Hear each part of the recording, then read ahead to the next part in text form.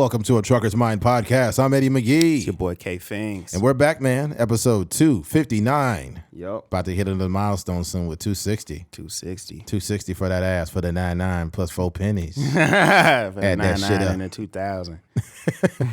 Back in the day, like rappers would say shit like that. Like for some reason they had to tell you the year of the song. Like, 1990 motherfucking 3.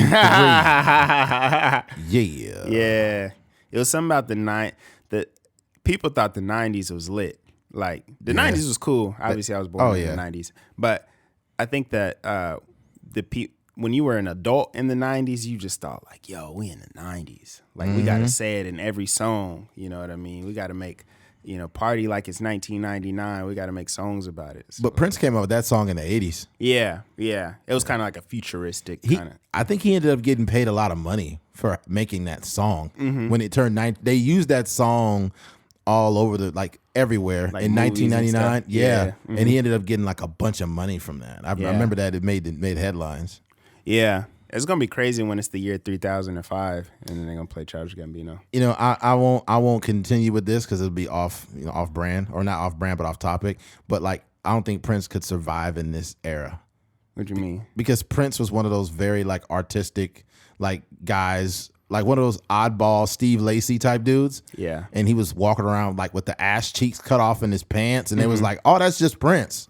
Nowadays they be like, that motherfucker's gay. Yeah, he'd get crucified out here. Yeah. They would not let Prince be in today's world. Jason Lee be on his head. You said what? So Jason Lee would be on his head. Oh, Jason was like, yeah, he has a really nice booty. You know? There's just rumors going around that he's just like, Jason Lee be like, yeah, Hollywood unlocked. Hollywood uncocked. Hollywood. Unlocked. That's crazy. Yeah, man. All right, let's get right into it. Chris Rock just came out with a special on Netflix called Selective Outrage. And I think it was genius. It was more genius than it was funny. And that's not to take away from it. This is just my opinion. It's not to take away from it at all. I think that sometimes comedians do such a masterful job in how they deliver jokes and the way they trigger thought that it's just genius. I'll be all over the place with this, but do you think, before you go in, do you think that there's something to watching a special versus being there in person? Or I don't know.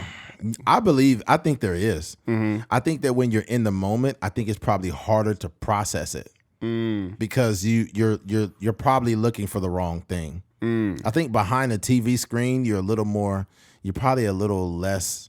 It's like almost going to a live concert versus seeing that concert on TV. Yeah, I guess what I'm asking is do you think if being in that space, if you were there I think it was in like Maryland or something like that, if you were there live, would it have been a little bit funnier versus watching it on your couch? Possibly, but because I think the stimulus around you will create that energy where you just got a chain of people laughing. Right, and it's almost like you ever seen when people do the wave at football games? Yeah, like everybody's doing a wave on one side and the wave starting to come towards you. Yeah, and it's getting closer and it's getting closer, and now you're like, oh, yeah, and everybody's laughing, and it's not because you can't think for yourself, but it's like this chain of energy going around the stadium. Yeah.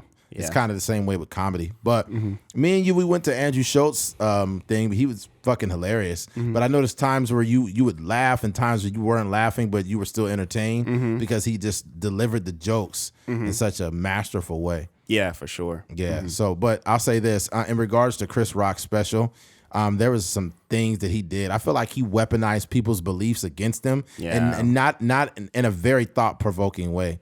I'll go right into it. Like he was talking about abortion or abortion rights. And he's like, people are pro-life, pro-choice, people pro-life, people pro-choice. He's like, when I look at my daughters, I'm pro-life. They're beautiful. My two beautiful daughters. But when but as grown women, they grow up, I feel like they deserve the right to do what they want to do with their bodies. And everybody start clapping. He said, they deserve the right to kill babies, right? Just like that statement was so powerful because he's literally, because they try to make it they try to like clean it up a little bit, make it palatable. Yeah, it's pro-choice, but it's like killing babies. That's like what we're literally doing. Yeah, he also talked about, like he said, he decided, and I think Bill Burr did a more genius job when he talked about abortion. But basically, he said, when you're at this certain trimester, then it's not a baby yet. You're at this certain trimester, it's not a baby yet. He's like, hell, you should be able to kill babies all the way up to 4 years old. He's like, you got a bad report card? We going to the clinic. Right? Yeah. And it made people feel real bad, but here's the problem. We're trying to clean things up. We don't want to call people baby killers, but they are killing, like, unfortunately, there's unborn children that are dying. That is a fact. And you don't have to be pro-life or pro-choice to understand that. That's just literally a fundamental, I guess, a reality of it. Bill Burr made a joke about abortion, and his was this. He's like, if I'm baking a cake, right, and I got a cake in the oven, and all of a sudden I got about 15 minutes left, and then my buddy comes in there and he fucking smashes my cake and it's busted open. And he is like, hey man, you messed up my fucking cake. He said, well, it wasn't a cake yet. He's like, it would have been if you didn't fucking kill it. Right? And I thought that was hilarious, because it's like, when you put a cake in the oven, it is a cake. That's what it is. Yeah. And the cake is still rising. It hasn't fully risen yet. But if you come in there and destroy the cake, it's still a cake. I thought that was probably the best thing there. But yeah, I don't feel comfortable always talking about abortions. But yeah, I think that he did a great job basically using people's logic against themselves. Yeah, we love to make it sound palatable about when we choose to, what they call it, execute a fetus, right? But he basically said, yes, I agree, you should execute a fetus. Hell, do it all the way to 4 years old. He's using your logic. Yeah. Because it's like, why do we get to determine when a baby is alive? When a baby is alive, when a baby is not. And people that are very, I guess, pro-choice, they'll be fighting against you like, well, you're not a woman and you're not. And it's like, oh, slow down. Slow down. I'm actually a fundamental part of this process because my sperm is involved. He also did say, I thought he was going a different direction with that joke. I thought he was going to go more along the lines of like, men should have some state. Like that's been one of my takes is like men should have some say so in like, their child being born or we not. don't have any rights with that. Yeah, but he didn't say that, but he did. Dang, I forgot what I was going to say. That's that 31 years old. Jesus Christ. Yeah. It was Keith's birthday the other day. Yeah. And now his brain's already fucking up. Yeah. So yeah. You need to update you got to update update my firmware. Yeah, you need some iOS update, nigga.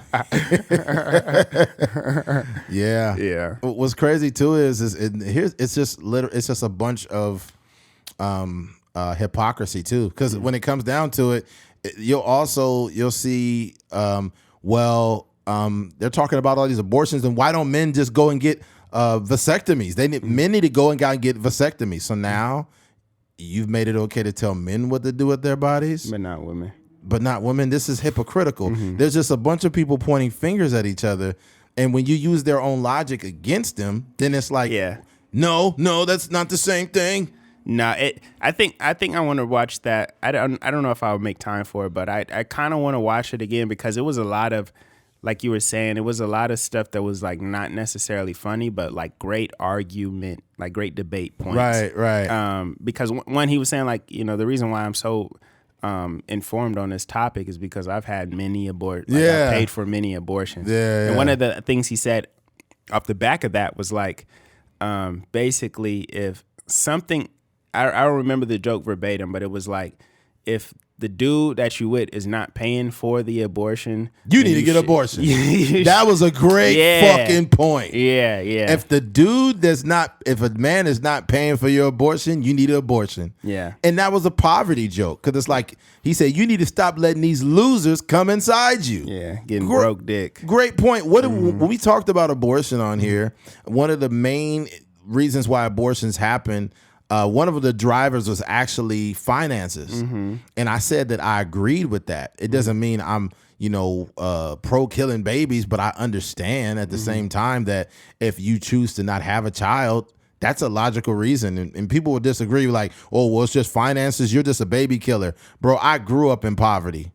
So I could tell you firsthand, it's not nice. And it's not the best situation for the child to do that. So if you feel like that's the case and you don't want to bring a child up in complete fucking mayhem, there's some people that keep having kids and ain't got no goddamn money. And now the kid you was already struggling. Now you bring a kid and they've inherited your struggle. Yeah. And now they've not only that, they've inherited your struggle. And now as an adult, they have to go out into the world with no financial literacy, with no idea of how to balance a checkbook, with no information, because chances are if you're struggling and you stay struggling and you work a 9 to 5 and don't make any money, you're only handing down poverty and lack of financial literacy to your child. Yeah. So, I mean, if you have an abortion due to financial problems, I can't scold a woman and say, hey, you shouldn't be doing that. Yeah. Yeah. I mean, for some people, it's a great choice. And the crazy part about it is, like, a lot of times, like, I don't know, Kanye West was running around with this narrative, like, white people are trying to make us get abortions. The black people is in jeopardy and, our numbers are dwindling, all these things. But I know people that have children that have had abortions. You know what I mean? Like healthy children. And it was just the timing of it, like, yo, I just, we're in a transition in our lives, or we're moving, or whatever the case may be. I just can't handle another child right now. Or they're too close together, and then they just wait a little bit and have it. So gave them up for adoption. Yeah. So for me, I try not to. I don't have like huge opinions on the whole situation. Just because at least for me, I want to bring a child in the world in the most healthy way possible, and just try to be mindful of, just being careful with like not having no accidental babies, because I think that's generally why people get abortions, when it's an accident. But that shit ain't never an accident. Yeah, I mean, you're doing something intentional, but I guess not accident, but more so planned and not planned. That should be like, keep going. Yeah. We ain't got no condoms. It's okay. Just keep going. I remember you said what condom I was rolling. Oh, what condom? Yeah. That was crazy. Yeah, man. Yeah, the vibranium.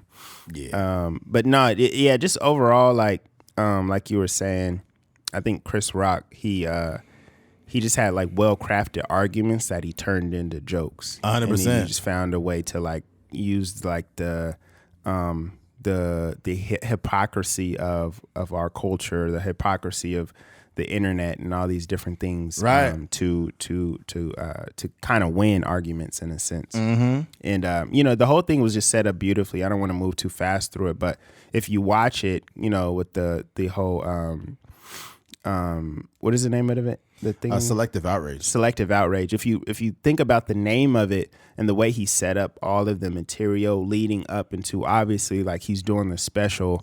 He was already on the road and working out material, but it all led up to the conversation around Will Smith and the slap, and just navigating that, like, and just understanding like, oh, this is what the Republicans are doing. This is what the Democrats are doing. This is what people on the internet are doing. This is what all these things. And even I think the section that was probably probably one of the funniest sections was when he started to talk about the Kardashians. Yeah, and how the Kardashians is accepting of everything, whether you're black, transgender, all these different things.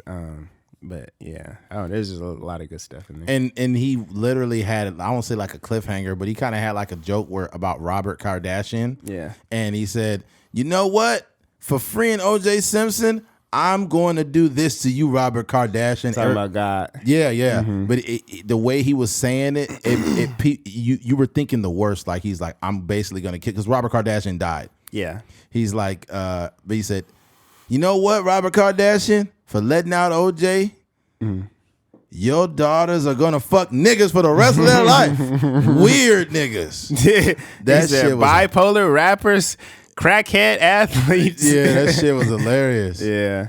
Yeah, he talked about Draymond Green. He said, Draymond Green is sneak up on your back. Like, oh, shit. Nigga, I was dying. Yeah. That's hilarious. Oh, that shit was hilarious, man. Because he's talking about Meghan Markle. Yeah, Meghan Markle was like just oh, my God. He was saying, like, it's not, he was basically saying, like, you know, it's like Meghan Markle was playing the victim, and she was, like, so concerned about, like, I guess the royal family was so concerned about the color of their child and how dark the child is going to be. And he's like, He's like, that ain't racist because niggas do the same thing. Yeah. And then that's when he talked to, because he was like, they can either be Steph Curry black or they can be Draymond Green black. And then that's when he was saying, like, you know, Draymond Green will sneak up on you black. That's hilarious. I think one of the best points he made, he says, the opioid epidemic. You know what the real epidemic is? Attention. And it is. Like the new crack epidemic is attention. Yeah. The lengths that people will go for attention is wild. And you see people in your own family that will do things online and you're like, that's not who you really are. That's kind of disingenuous. And it's just the truth. And it's really fucked up. Like just yesterday, I seen that the point guard for the Las Vegas Aces, Kelsey Plum, and the tight end for the Raiders, Darren Waller, they got married. They posted the pictures of them at the wedding and stuff. Yeah. And everybody was like, what? I barely even knew. They didn't even know they were together. Why didn't they say anything or this and that? And it's like, people on the internet have normalized telling all of your business. We don't hold anything for ourselves because we want attention. We want everything to be a big fucking production. We want to show people how in love we are. You know how many people that I've seen every other day post how in love they were and they got a divorce? Yeah. It's like you're spending too much time convincing people on the internet of what your life is like when you should be living it. Back in the 90s, if you were out with your lady and they just send you out with her, that's how they found out you was with her. That's normal, right? But I think when you oversaturate your timeline with things, little cute things with you and your girlfriend or boyfriend, it's not even about receiving negative attention. It's about receiving attention. Yeah. This is not organic attention. I think one thing too that I mean, like, I don't know. I'm gonna say men are more like a little less sensitive, but just some of the stuff that we've received on the internet in terms, like I've had a situation where like I had on my laptop I had a cover for the keyboard, and I posted a beat, you know, like on TikTok, like, yo, what's up? I just made this beat, blah blah blah, and then I turned the camera around, I'm pointing at my laptop, and somebody was like, oh, bro, like, what's up with that keyboard? It's disgusting. So you just realize, like, you as, like, I'm generally okay. Like, we have weird comments, though. Right. Like, you know, people making fun of my keyboard or people saying me and Eddie don't have, like, hair on our arms and stuff like that. Like, nigga, this is 1080p. Right. Like, fucking you're weird. not seeing the details and everything of our and the camera is probably, like, 6 feet away from us. Right. Like, it's not... But that I just say that to say, like, sometimes, like, in a relationship like this, that's just a lot of attention. You know? And even my guy DJ, I know him and his wife, they have a podcast together, and sometimes they experience some of that stuff, and they're still growing, and they've had comments here and there about her, and he's a comedian, and he's been more in the public eye, so he can handle it, and he can respond in a certain way, but sometimes it's like, it's rough. It's rough out there. Yeah, I think it's weird, man. And the thing about it is putting anything online, you put yourself out there to a bunch of people who create nothing, and they just literally have not even genuine opinions. The only thing they're trying to do is trigger you or get a reaction out of you. And we posted something on Facebook, a clip, and somebody was like, yo, I think it's weird how they got hair on their arms.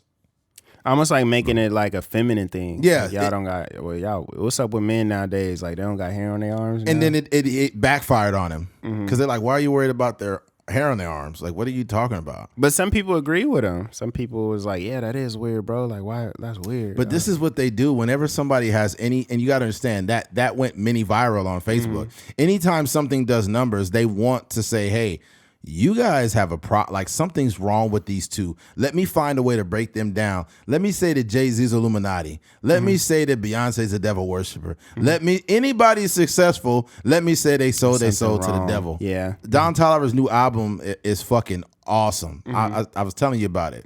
And it's super dope. And he had this little video, and it was like, oh, man. I seen the comments. Man, I can't believe Don Toliver done sold his soul, bro.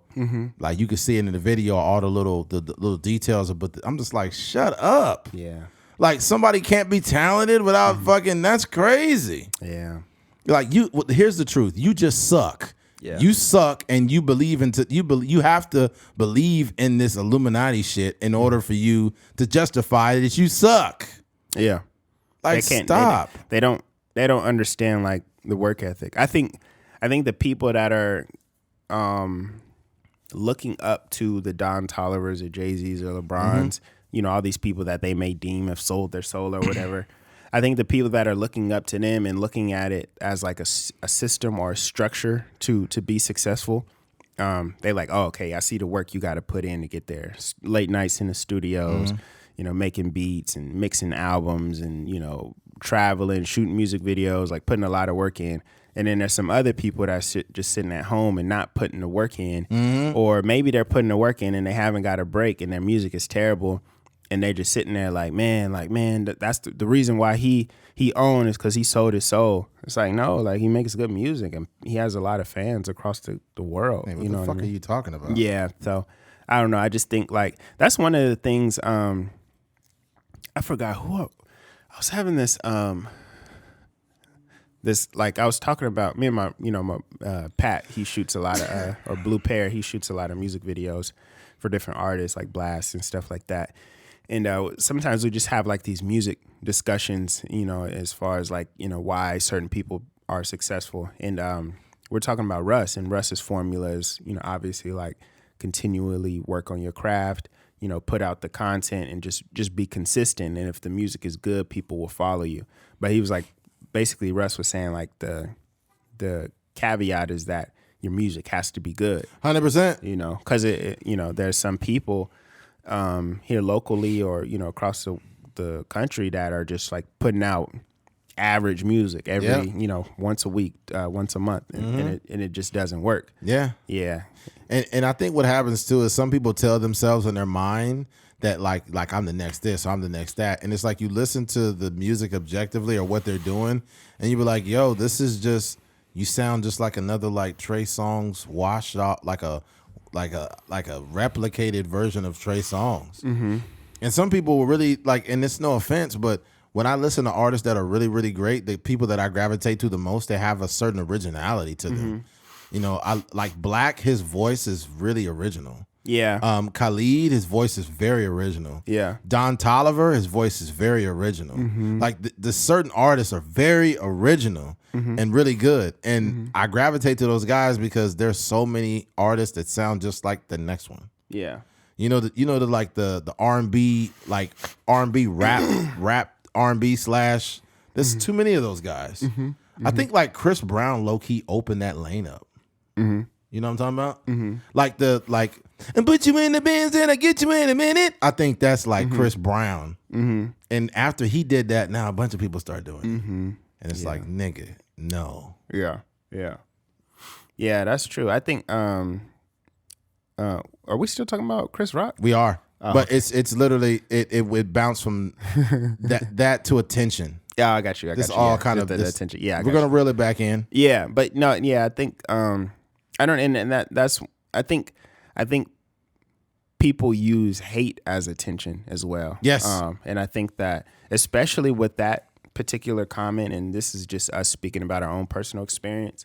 But that comment, if you look on the thing, like if you look at my page, it says like, I don't know if from any other pages, but it says top fan or something like that. Like he has like a badge by his thing. Right. And I don't think he's a top fan. I just think he probably is arguing with people on that post. He just got recognition for it. Yeah. And offered him a badge. Yeah. For being a dick. Yeah. And I don't even know if the dude likes the content or not. Like, you need to get a badge for best dick sucker. Yeah. That's what you are, you fuck face. Yeah. But I mean, above all, he kind of triggered a conversation, you know, and that only led to more people comment on the post, which probably helped the analytics and algorithm and stuff like that. So, you know, whatever.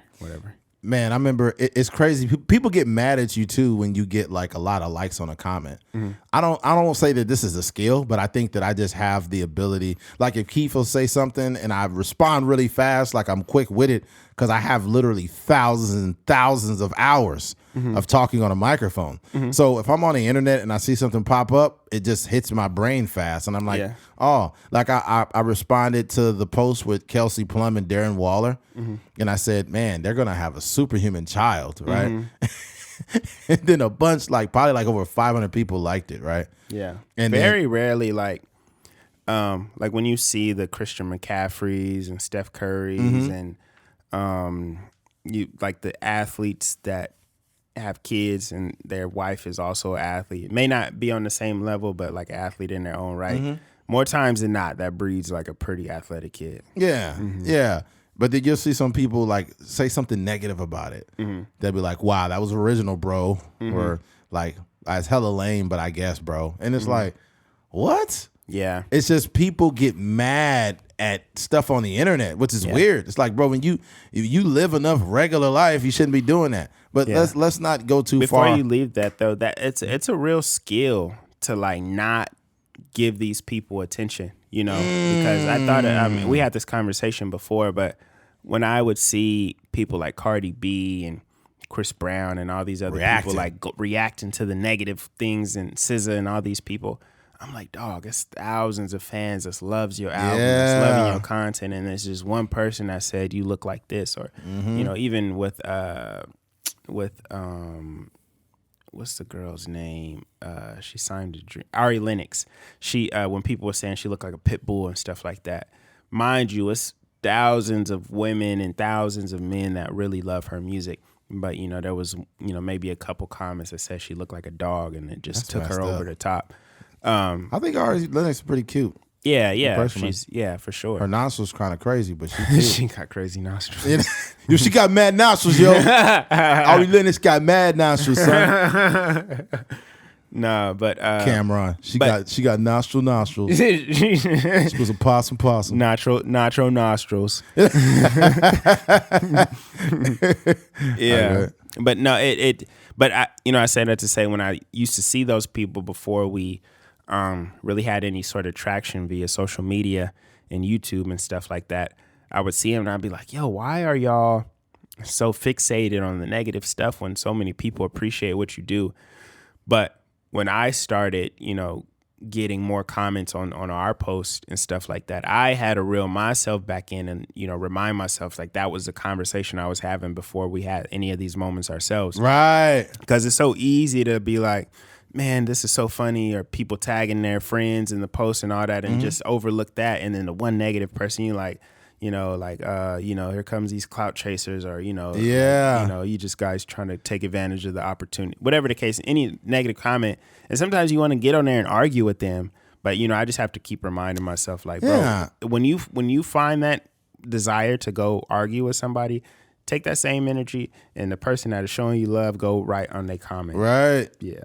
Yeah, the thing about it too is, especially the viral posts we have on Instagram, it's weird because the amount of jokes on Keith, and some of it is just like not original and kind of corny. Yeah. But at the same time, it's like, okay, like Michael B. Jordan corny, or like right. I'll take that corny any day of the week. But the thing about it Michael B. Jordan corny is bad for everybody. It's bad for everybody. Michael B. Jordan is corny. You got to be if you're the sexiest man alive with a box office massive film and be considered corny, then no one is safe. Nobody's safe out here. Hey, you know what's funny? You know what it proves? Corny men win in the end. Yeah. All these cool motherfuckers that want to be cool all day, they just going to be right behind the keyboard watching us. Yeah. So keep on calling motherfuckers corny. Twitter fingers. And then you're going to be able to come. You're going to have to come to my movie premiere. You're going to have to come to the podcast. You're going to have to watch us be successful. Because the whole time you spent being cool, you never developed any skills besides sucking cock on the internet. So congratulations. Yeah. Right. But I don't want to get all over the place. We went on a tangent. Yeah. But yeah, in regards to attention, it is a pandemic. Attention is more of a pandemic than the pandemic was. Yeah, facts. My God, we needed a mask to stop us from fucking getting attention. We should have put a fucking N95 on our phones. God damn. A lot of shit I see, bro. I see behaviors in people that is so attention seeking. Like I see this is more synonymous with women though. Well, they'll pop up and be like, they'll post like, I just don't feel very sexy today. I feel really fat and just feel sluggish and I just feel bad. And then you see a bunch of comments, you're perfect, you're perfect. No, bitch, you're lying, you're perfect. Then it'll be a dude pop up, oh, you're so beautiful. I feel the worst part about that is you really don't feel that about yourself. Yeah. I think you just love the affirmation you're getting. And I think that it's a problem. And I think it's a real mental issue when you if you cut yourself down on the internet and say, I don't feel pretty today, I'm gonna just let you feel ugly. I'm not telling you shit. Yeah. You know, because at the end of the day, you need to own whatever shit you got on, own it. When you go on the internet, it ain't right. And it doesn't stop there. It's like the motherfucker that gives a homeless person a sandwich and they got a videotape every time they give a homeless person a sandwich. You know that when you give, this is what I feel. When I give people something, that's between me, that person, and God. That's the only interactions that matter, right? Motherfuckers be like, yo, I just got this Subway sandwich and, you know, I was hungry, but when I see somebody homeless and they going through it, I feel like it's my duty. You know what I'm saying? So, sir, here, take this sandwich. What's your name, Greg? All right, Greg, thank you. God bless you. This is how I get down. It's like, dude, like that did not earn you any money.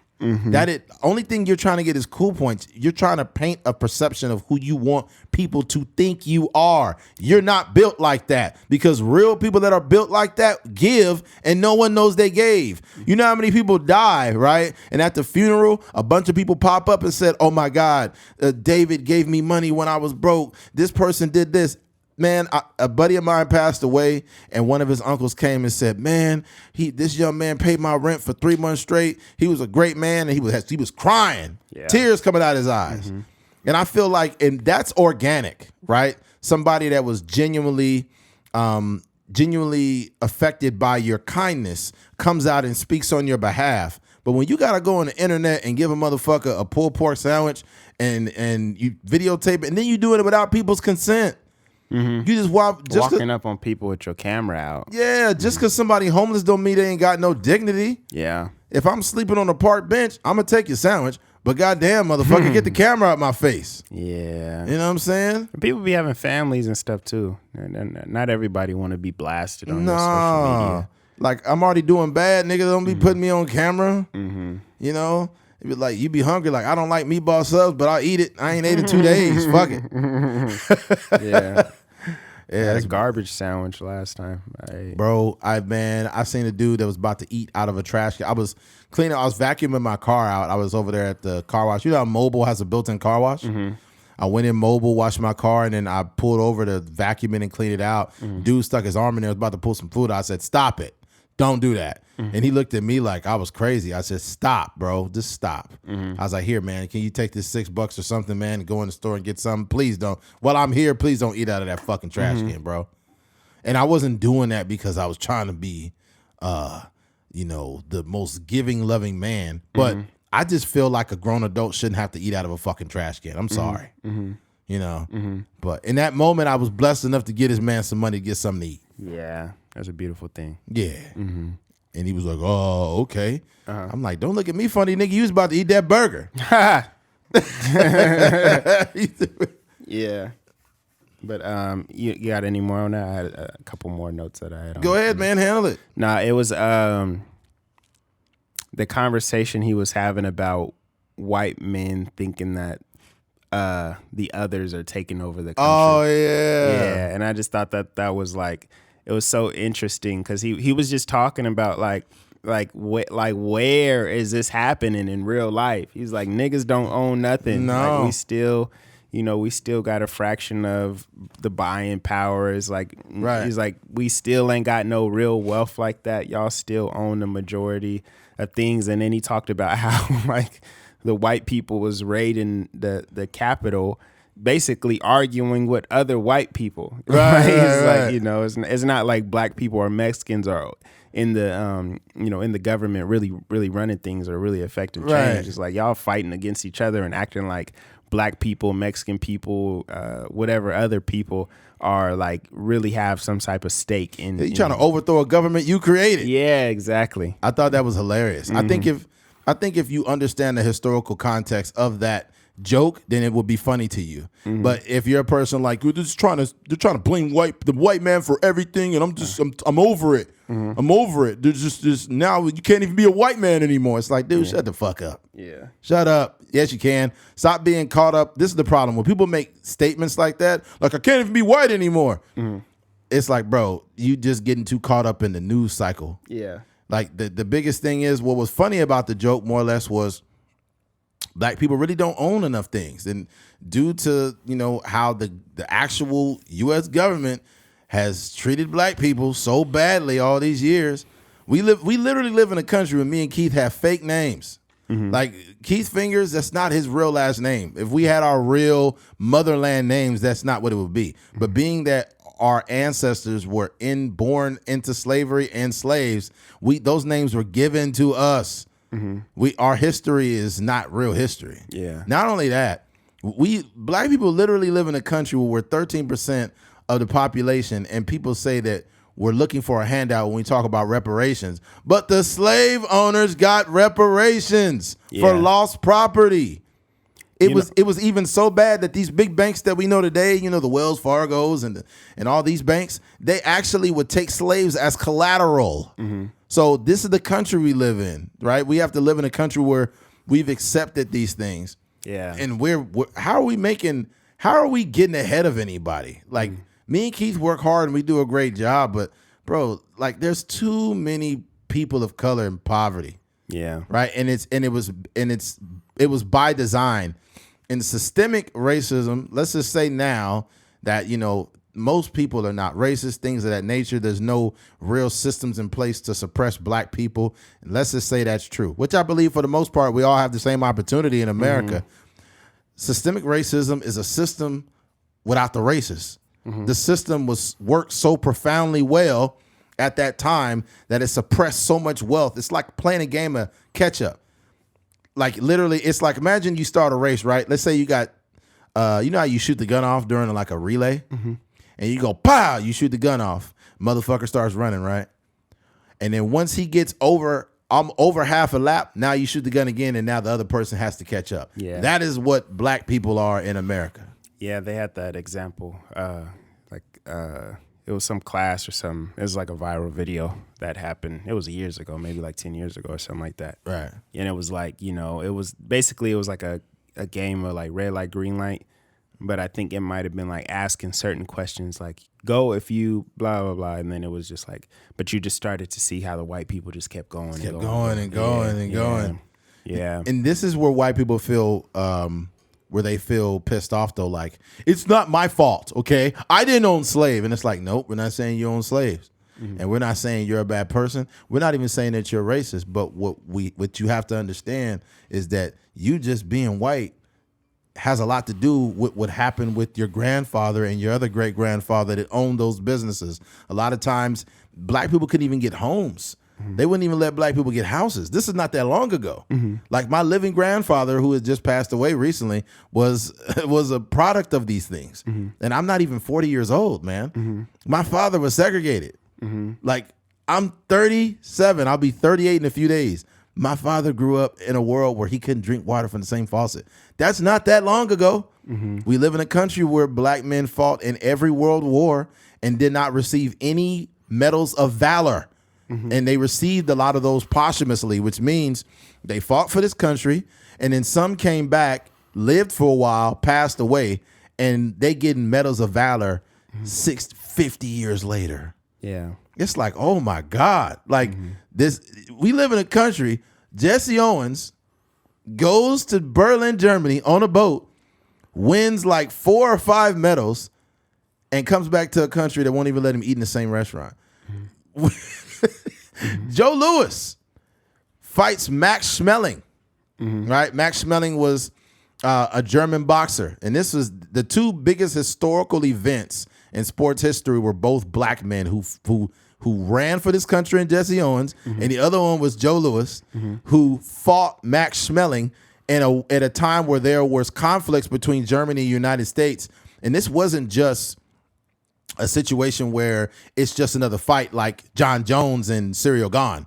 This was like world, like Germans was trying to take behind it. Yes, it was historic, monumental, like value to this fight. And Joe Louis knocked that fucking German dude out. Well, he didn't knock him out, but he fucked him up. And Joe Louis was treated improperly, just like any other black person. Yeah. So it's a whole lot, man. I don't want to go on a tangent, but it was funny. I think that the deeper conversations of Chris Rock's jokes make more sense, and they're more funny and thought provoking when you understand history.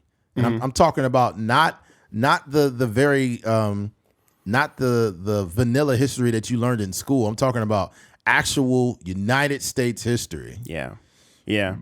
It's interesting. I was thinking about earlier when you was talking about our names. Yeah. And I think that's something that may, go over people's heads, but, essentially saying that, our names were essentially, we inherited names from our slave owners. Yeah. The last name of our slave owners was our names, and then they just gave us a name. Yeah. But when you think about, just think about the difference in how Keith Fingers sounds versus Ndamukong Suh or Nnamdi Asomugha. There you go. Like those are names that are, have the African heritage, Giannis Francis Ngannou. Giannis Antetokounmpo. Like all these names are, they just have a different ring to them versus Motherland Eddie names. McGee and, Keith Fingers. Yeah. You know what I mean? Yeah, so, we sound like two white guys. Yeah, for sure. It's like you see that podcast with Keith Fingers and Eddie McGee? Yeah. He'd be like, I don't know about that, man. Yeah. It doesn't sound very black to me. Yeah, I don't really like white podcasts. Not a fan of the whites. Yeah, not a fan of the whites. Yeah. But I think I think Chris Rock, Dave Chappelle, these guys, I would only use those guys as an example because I haven't listened to too much recent like Bill Burr and stuff. But at least Dave Chappelle and Chris Rock, I think that they're in their age, they're starting, and they have been doing this for a while. I think Chris Rock has always had these kind of takes. Yeah. But just like social conversations and then turn that into to jokes. I think back in the day, you would have like, even Dave Chappelle, he had jokes about like guys jacking off on the bus and stuff like that, or it might be the sex joke and stuff like that, or Chris Rock would talk about certain things. But I think now, the thing that is like just in their maturity, and then just their awareness of the world, it just seems to me that the conversations that they're having are just very mature, and that's something that I appreciated about this special, just the maturity of it. I think one of the most heartbreaking things during the set was he talked about his mother. And back in the day, when you needed a tooth extracted, if you didn't have a black dentist, you had to go to a veterinarian to get your tooth pulled. Oh, dang. Yeah. So his living mother, was at a veterinarian getting her tooth pulled. Imagine being around a bunch of animals and using the same exact stuff to get your tooth pulled. Mm-hmm. You literally were on the level of a dog as a black person in America when it came to that. If you could not have a black dentist, you had to go to a vet. Mm-hmm. That is disgusting. Yeah. And mind you, this is Chris Rock's living mother, just to give you context on this. Mm-hmm. Before you say black people complain about shit, please understand the history before you do that. Mm-hmm. Please. And he not only did he make that connection, but he also talked about how my mother was at a veterinarian getting her tooth pulled, and now she's in France with my daughter in culinary art school. Mm-hmm. And I thought that was beautiful. Yeah. Like to make that connection, to go from being treated like dirt as a black person, going to a veterinarian and get your tooth pulled, to ending up being so well off that you're now in culinary art school in a different country with Chris Rock's daughter. Yeah. I thought it was a beautiful way of like, kind of corralling this joke, but turning it into something like empowering, Yeah. But before we move on, I'll just go straight to the very end with the Will Smith shit. I think he waited a while to address it, and I think he was frustrated with what Will did. Yeah, and he's like, it was what Will Smith did was selective outrage. He's like, you literally did an interview with a motherfucker that was sucking dick. He's like, this was the first time in history that a person that was cheating on somebody is doing an interview. He's like, I was sucking his dick. How does that make you feel? Right?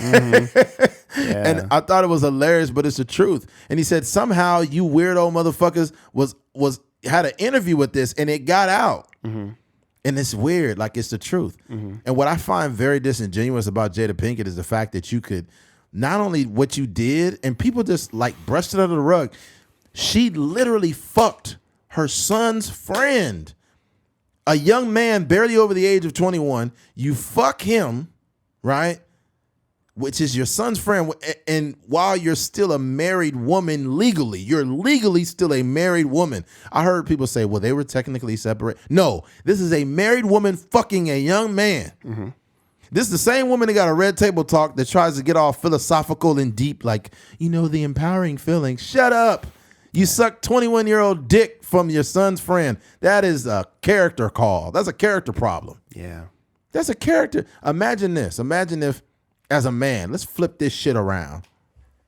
Let's say as a man, your 21, 22-year-old daughter has a friend and you start fucking her friend. Can you imagine the amount of public like lashings you would get?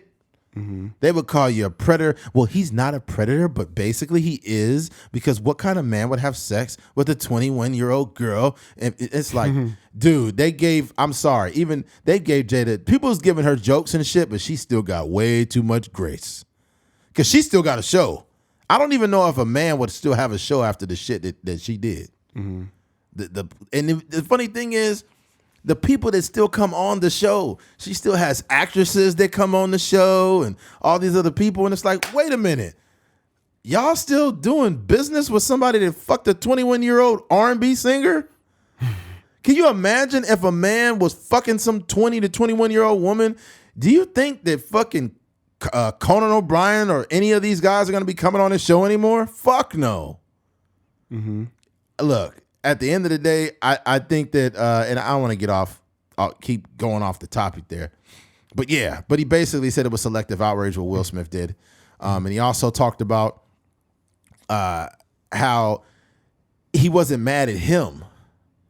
Like he said, Will was not mad at me. Yeah. Like I didn't have an entanglement. I wasn't the one involved. Yeah, you mad at your wife. Yeah, you mad at your wife. And the thing about it too is, like, people say, well, you don't know what Will was going through and this and that. And he's like, you, out of all people, you come and you slap me? Yeah, he talked about the disparity in their sizes, too. He's like, I don't... It's like, Will has movies where he takes his shirt off. He's like, Will played Muhammad Ali in a movie. He said, I have never been in a movie and took my shirt off. I played Pookie in New Jack City. He said, if I was in a movie and I was doing open heart surgery, I would have a sweater on. Yeah, I have a sweater on. Yeah, that shit was hilarious. Yeah, but no, I think the biggest thing, I don't think the end was I think it was a great take. I don't think it was super funny, but you can just sense the emotion of it. Yeah. He's like, yo, like, Will Smith, I'm a fan of you. You were my favorite rapper growing up. Session. It was a venting session. Yeah, like, dog, I went to your shows, like, outside of the music and outside of the acting and the movies. Like, dog, when you were just like the first rapper to win a Grammy, all these things, like, I was a fan of you. And then, to have this happen. But I think just and that was like a lot of people's takes, you know what I mean? Like from there was some like niggas that was just like, man, you better keep my wife's name out your mouth. I would have the same, like all that kind of like corny stuff. But like, I think just as a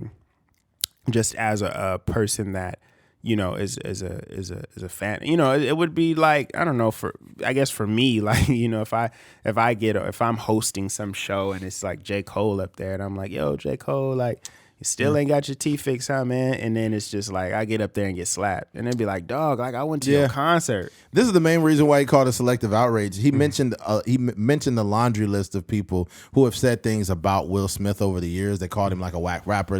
He talked about Charlemagne, all these people. He said, but you come on calling stage, him the B word. You called him a bitch, and he said, you come up here and slap me. Yeah, and it's like that is selective outrage, unfortunately. Yeah, it is, and that's what people saying. It was like if The Rock was up there making those jokes, he wouldn't have slapped him. Yeah, and here's another thing too. I think it's crazy because I felt like this whole time afterwards, me and you, but But the crazy part is like Chris Rock made fun of Jada Pinkett's head. They were making fun of Will Smith for basically like not being nominated, huh? No. When the news came out about August Alsina, everybody was making fun of Will Smith. That was the when people was like, "Yo, this nigga's weird," blah blah blah. That's The ultimate, what I'm saying though is with Will Smith, what came off very disingenuous with him was the fact that me and you had the liberty of actually getting it live. Like we were on the podcast while the news was unraveling about Will Smith and the slap. And we literally had that news within like 3 minutes of us podcasting, which is probably the most convenient podcasting ever. And we got to give a response in real time. And what I said is like, fuck where's the apology? Where's his apology? He just accosted a man publicly and went and sat back to he went and he literally physically and just verbally accosted a man on live TV and went back to his seat and sat down like a little privileged kid. Keep my wife's name.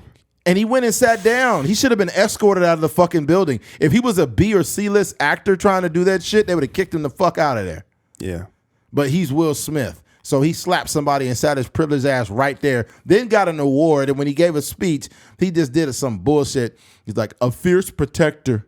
And so I'm at a time in my life. And it's like, nigga, you're not going to apologize to the man you slapped?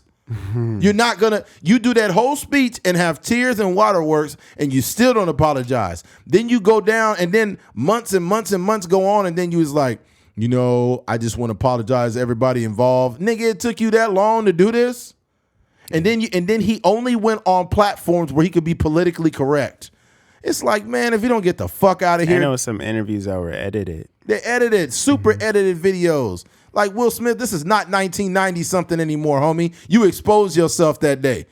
This is the problem. A lot of these people, when the truth comes out, like this would have never happened in the 90s. Because Will, like back then, he did such a good job of not doing that. But you don't need to respond with a visceral reaction if you feel disrespected. You need to breathe. You need to take that man backstage. And I tell you, hey, my wife didn't appreciate that. And then if you say, I don't care, now I'm finna beat you up. But the fact that you just go up on stage and do that, that's like nobody respects that, homie. And I forgot who was it that was the dude that took over that had the basically had, I guess, responsibility for the show or put the show together. Will Packer. And it was like the first time that had been a thing. He is the first black producer. First black producer of the show, and you make the shit about you and slap another black man. Yeah, the nigga moment. It's fucking dumb. And every show that I've seen Will Smith on, like after that, if they talk about it, he like deflects and says, like afterwards, after it went on, I see my nephew and he's sitting there and, he's crying like, did you hit that man? And, that like broke my heart, I'm like, dude, like when the fuck you gonna apologize and verbally say I was wrong for slapping him? And he's like, I don't want to feel like I'm a piece of shit. You was a piece of shit, motherfucker. Like, I don't get it.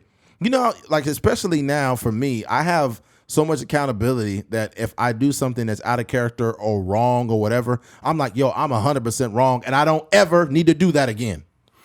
Like, I don't ever need to do that again. I was wrong. There's no excuses. That's not happening anymore.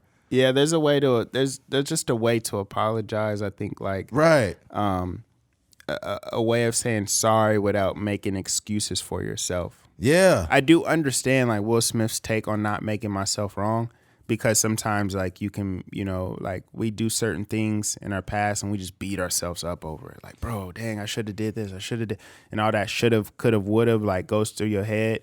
But at the end of the day, like, you know, an apology is something that doesn't require the excuse. Man. You could just say like, yo, you know, I'm sorry, Chris Rock.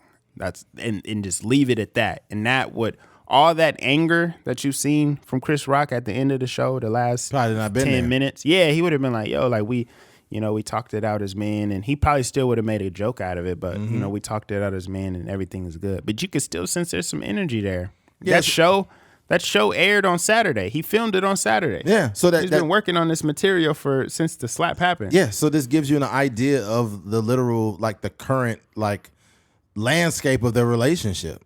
Like that's what it is. Like it literally is not good still. I think a lot of that has to do with Will Smith.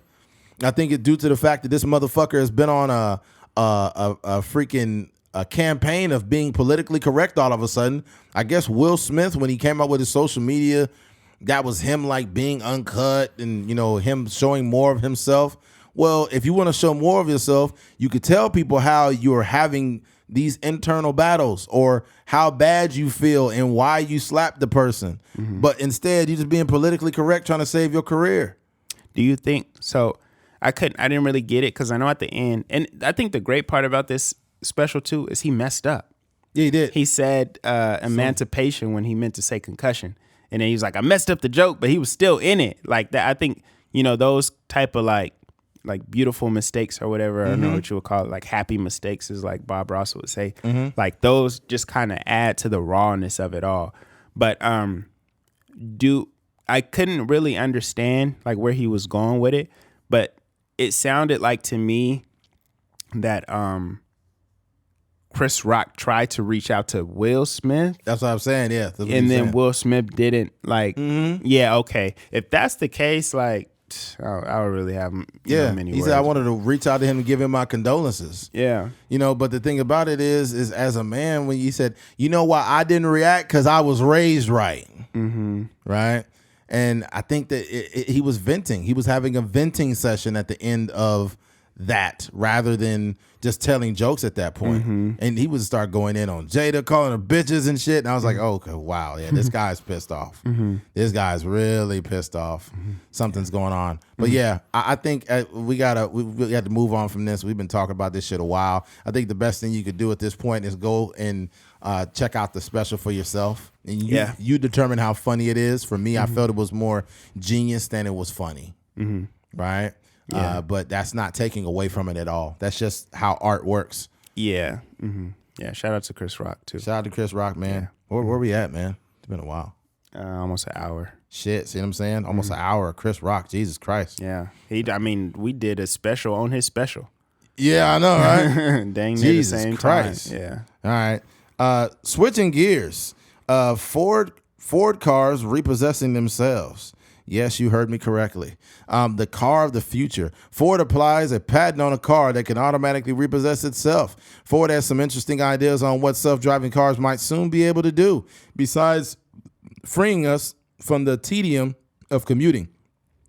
The company envisions cars that could repossess themselves. According to a document recently published on the United States Patent and Trademark Office website, Ford said it is considering a system that will allow a car to, on its own, leave you if you stop making your monthly auto payments. Don't worry, though, the patent hasn't been approved yet, and Ford insists it's just a thought. In a statement pointing out their company was granted, not just applied for, but actually granted 1,342 patents last year. That's an average of 3.7 patents per day. Companies apply for patents to protect ideas from being used by others, whether or not they're actually use the intellectual property themselves, explained patent attorney, whatever. A partner in the Washington, D.C. office confirmed these processes could take up. This is just unimportant. Basically, here's my thing. I understand you want to make these autonomous cars. I seen some people in L.A. recently. This chick was in the backseat of her car eating a sandwich while the Tesla was driving itself. Swear to God. And I'm in my 18-wheeler and I'm looking over at this like, you fucking people. You fucking people. You enjoy that sandwich. That might be the last fucking sandwich you ever eat. Because the way LA traffic works, and motherfuckers cutting you off and all this shit, Tesla ain't gonna be ready for that. You know, this is gonna be motherfuckers flipping off the Tesla and ain't nobody in the seat. Fuck you, motherfucker. You be like Elon Musk. Elon Musk gonna have to download software to start cussing motherfuckers out. Yeah. Fuck you, motherfucker. Chris Rock had a joke about Elon Musk too. He said he had negative cum. Oh yeah, he said he gets his dick sucked so much that he got negative cum. He got the lowest sperm count in the United States. That shit was fucking hilarious. Yeah, I don't want to keep jumping back to Chris Rock, but he said something hilarious. He said, "I date women my age, basically 15 years younger than me. Don't hate the player, hate the game." Yeah. He's like, "I don't get what women my age to talk about Anita Baker. I'm trying to fuck Doja Cat." That shit was hilarious. Yeah. I wonder what Doja Cat said about that. That'd probably be hilarious. I think the thing with these, the reason this annoys me about Ford is because, one, it like people fall on hard times, man. Thank you. If you going through it, it's the same idea that we have is like, why are we having overdraft fees if we ain't got no money, bruh? Like, nigga, I got $0 and you charging me $10 because I got an auto payment that I forgot about. Right. That's just such a stupid concept. Yeah. And same thing with this. I just think that, like, instead of this repossession thing with Ford, like, how about just being more particular with who you're selling your car 100%. You know what I mean? And that comes with the credit scores and stuff like that. But even if somebody has a high enough credit score to purchase the car and get a loan and stuff like that, I think more times than not the person is probably good for it. But a lot of times people be in transitions from jobs. I've known like one of my friends, he was out of work for like 6 months or like, so it was just so long, and he was applying and doing all the things, and it just he just couldn't keep a job or land a job. So I don't know, I just think like these type of things are just like taking advantage of people that already don't have stuff. I just I don't like that predatory it is predatory. And people will say, well, if you just pay your payment you don't have to worry about it. Motherfucker, that's not how life works, motherfucker. Yeah. No, the people that make these statements, they've been too high on the hog for too long. These are the people that, like, in high school, their parents had bought them, a brand new car, right? Or not brand new, but like a used, 2000 whatever, Ford F-150 or whatever, and they've been good ever just since. Pay your payment, you don't have to worry about it. Yeah, all they had to do is pay for gas. What's funny about people is the simplistic logic with this. When you never grow up poor, and you never I know what it feels like to have a car repossessed and taken from you, because it happened to me. Okay, I'm not too embarrassed to talk about it, because some of you motherfuckers listening have had a car repossessed from you. It don't feel good. You feel powerless. You feel hurt. Because it's like if it was up to you, you would have had the money to pay it, but your conditions or something that had happened in your life did not allow you to make your payments on time, and now you fell behind. They come and take your car, and then you see the tow guy lifting your shit up, driving off with it, and you like, wow, I don't have a car. This is embarrassing, right? And some of y'all, bro, you have no idea. And most of you motherfuckers is 2 paychecks away from being all the way fucked off. Yeah, man. That's most of America. Did you know that the average American does not have the money to afford a $500 emergency? Did you know that? Did you know that? While a lot of y'all talking about you need to just make your payment and you won't have a problem. Well, you better not deal with no $500 emergency, because most of y'all don't got the money to do it. Yeah. I live in the real world, homie. I don't live on the internet. I live in the real world. I know what's going on. I know a lot of y'all been eating noodles for the past couple of days. Bro, some people are like, that's what I'm agreeing with you and saying that, like, there are certain people that have certain careers that were like pandemic proof. You know what I mean? There you go. Like, you had certain jobs where they were on salary, and whether they showed up, like, I have a couple people that I know that work at schools, and whether they work 1 day out of the month or 30 days out of the month, they still get paid that base salary. So you have people like that work in, corporate America and stuff like that, or that are having hot takes on what, the average American is experiencing. It's like, dog, sit down somewhere. That's the thing. Like, we watched the movie Freedom Writers a few weeks ago. And it's the movie about the teacher that moved to L.A. And she started teaching at the high school. She was an English teacher, and she got all the bad kids. Bill Burr made fun of that. About the Bill Burr said that they need to stop making movies like that. Like it's basically like the white teacher or the white person that goes to a school and she is like the savior of the school, and now he's like, it's just like there's always a fucking lesson behind. He said we need to start making movies about when that shit doesn't work out. Yeah, that's funny, but they don't make movies about that. No, they don't. But yeah, but the there's a powerful message in the movie about just giving people a safe space to really like tell their story, right? And I say that to say, like, in terms of that story, it's like these kids that are like growing up in gang infested neighborhoods that no one has ever asked them like how they're doing. No one has ever, she gave them like notebooks where they could just write in there, and then they could, she was like, if I won't read it, this is just like a diary for you. If you want me to read it, you could put it in this like cabinet over here. Then the next day, the whole thing was filled up with a bunch of people, and like these are like real letters that these kids are writing. And they're just talking about, I got jumped in when I was 14 years old, blah blah blah. But I say that to say, like, in terms of this conversation about Ford, or like the disparity between like these conversations that people have talking down on people that are getting their car repossessed and stuff like that. Yeah. They just don't. They just don't know. Like, no. And when people are trying to express themselves, they just look at it as an excuse. Yeah. This is like real people's real experiences. Like I known a lady that was working at this job in like sales in some company. She was working there for like 20 plus years, and they just fired her. And she's like, I got another job. It doesn't pay as much, so I have to find out some other ways to, supplement the income. And they gave me a severance package and stuff like that, but I got to figure it out. She's probably in her 60s. It's fucked up. And she's, like you said, a couple weeks away from really being down bad, not being able to pay her bills. So it's bigger than just the white and black thing. It's bigger than, all of that. It's people just, the society we live in is just not, it ain't fair at the end of the day. Like, No. We don't got enough money to do a lot of the stuff we be acting like we do. Let me explain something to people, all the listeners here. I don't give a fuck what you do. None of your jobs are making you rich. None of them. None of them. So you could be making all your payments, all your bills are good, but at the end of the day, you miss 2 paychecks, you fucked. Mm-hmm. So let's be very clear. Every bill you pay, everything you do, be blessed and be humble, because that shit could change.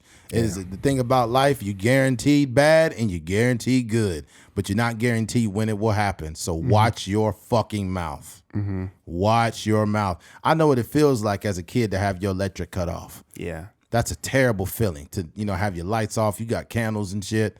It's embarrassing, but it's a real reality of poverty.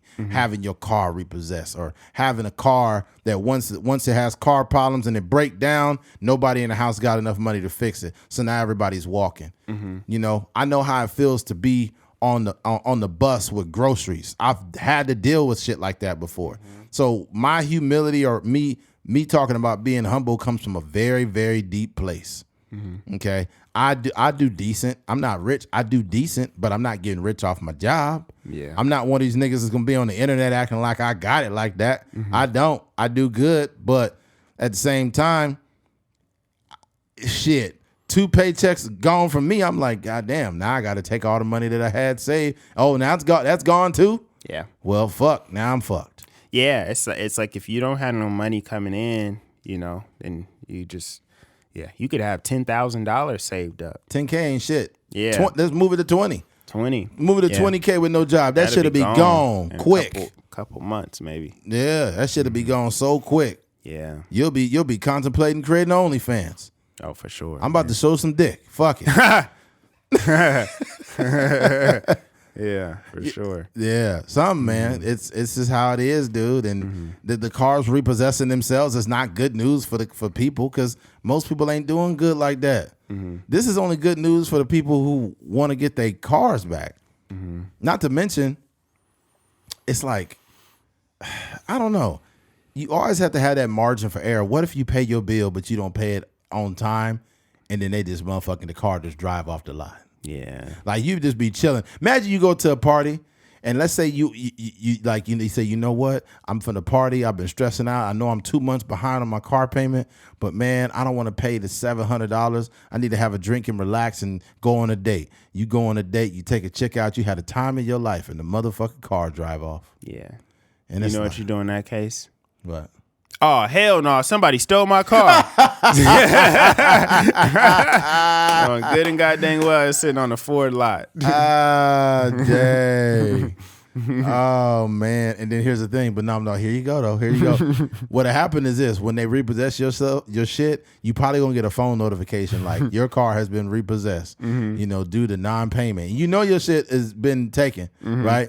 And then with the girl, she's like, oh my God, you need to call the police. This is serious. And you go inside the establishment or something, you call the police. Yeah. And the police is like, oh, is this your number? Yeah, man, they repossess your car. Because the cop system is going to be connected to the repossession. Yeah. So they'll be like, yeah, I'm sorry, man, nothing we can do. And then the girl going to be like, are they coming? Are the police coming? You'd be like, yeah, they said that they're going to investigate it, but hey, can we go to your house tonight? Can we go to your house? I'm still getting that pussy. Fuck that. Nah, that's real. I don't care if I got to take a skateboard home. Yeah, you got to get that overdraft fee, catch that Uber. Man, fuck it. Yeah. Yeah, sure. Man. Hey, you don't know what life is like until you've been playing around with an overdraft fee. Yeah. You know what? I know that bro, I've been in a place where I know that Netflix finna hit.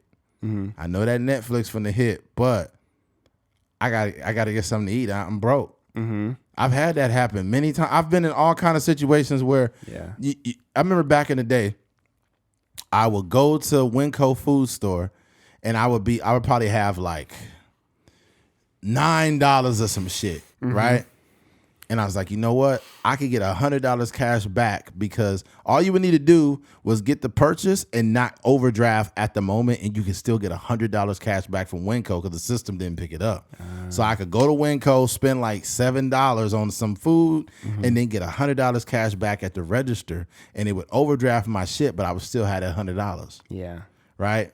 And I was doing shit like that just to have money. That's how broke I was. I remember I sold some speakers. Because I had a pussy appointment, and I was broke, and I really wanted this girl to come over real bad, and she was thick too. And I was like, man, and I didn't have no money, but I found somebody I sold my speakers to, and I sold my speakers to get some money so I could get some pussy, and I got the money, and I got the pussy too, but it's embarrassing that I had to sell my speakers just so I could have beer and like shit to hang out with this chick. I didn't even have money. I was so broke at the time. I couldn't even afford condoms. God damn. So you shouldn't be fucking. I had to sell my speakers out of my car at the time to get condoms. You know what's crazy? When you down in that moment, that $7, $9 in your account, you really be like really doing thorough research on why you ended up in that position. You're looking at all the transactions, the automated stuff. Like, nigga, I should have canceled this a long time ago. They ain't giving me my money back. Oh man, yeah. I'm way more mindful of I do I haven't been like as consistent as I wanted to be, but I have a breakdown of all my transactions, so I know every single dollar that goes out and comes in. Oh yeah, in a chart, in a spreadsheet, and it's like it's giving me a lot of it's giving, yeah, it just like peace in terms of like knowing all the things that are going in and out of my account. Because sometimes like you have those transactions or those subscriptions that you've been paying for 5 months and you ain't utilized it. I remember like when I was working out, like when I wasn't working out as consistently, especially during the pandemic, it was months going by and I was playing the Planet Fitness, like the $10 or whatever. And I hadn't been to the gym in months, like 5-6 months. And I was like, dog, I should just cancel this. But, eventually I started going back. But at this time it was just like, I'm paying, this money for no reason. And, and I don't know, we just we just kind of get very loose with our money. And one of the things that I realized when I started doing the spreadsheets is like, I thought in my mind that when I got $1 million, everything was going to be good. But if I don't have the ability to manage a couple $1,000 or a couple $100, ain't no way in the world I'm gonna be able to manage $1 million. You know, and that's when people get taken advantage of, and you know, people, you know, they be blowing their money, and you know, they think just because they got $1 million, they could just spend it very loosely. But you got to have the same attention to detail, you know, with, you know, normal bills or normal, you know, paychecks that you do when you have $1 million, because, you know, it could just as easily be gone. 100%.